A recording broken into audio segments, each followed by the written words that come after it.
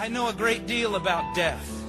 As a young missionary, I lived for many years in a country that was torn apart by war. In that time, 23,000 people died. Sometimes to get the mail, I would have to walk over a dead body. The beauty of man is destroyed by death. The hope of all men destroyed by death.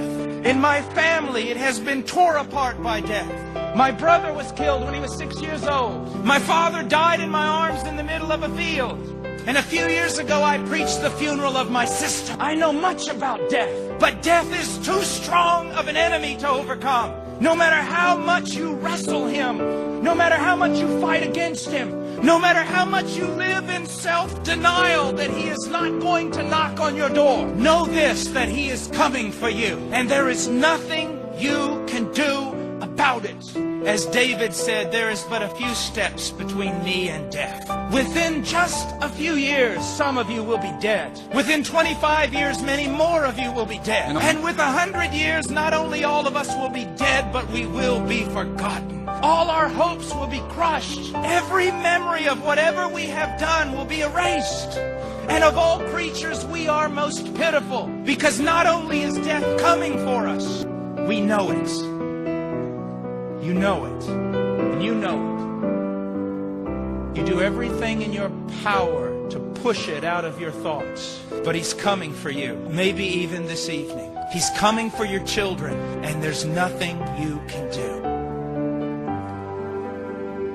But there is one who has faced death head on. There is one, a mighty warrior, who went into death's stronghold and defeated him in his strongest place.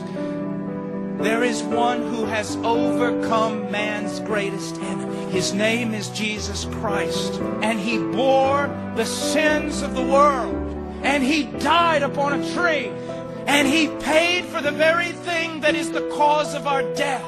And on the third day, the Father raised him from the dead. And on the third day, the Holy Spirit raised him from the dead. And on the third day, he raised himself from the dead. And now the smallest, weakest believer can look death right in the face and say, "Oh, death, where is your victory? Grave, where is your sting? Sin, where is your power? You who have devoured nations, you will devour no more." You see, the gospel is good news, great news. God is crying out to you about it. Did not Paul the apostle himself say, "I am pleading with you, but it is though God is pleading with you through me"?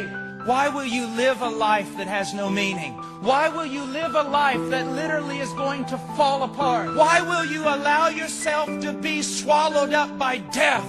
Why don't you come to Christ? What is holding you? What is this thing that has control of your mind and your heart? Come to Christ. You say, "Oh, it's too good to be true." It is true. You say, "Oh, I'm too great a sinner." You are not greater than the Christ, are you? You do not have more power than his grace, do you? Come to him.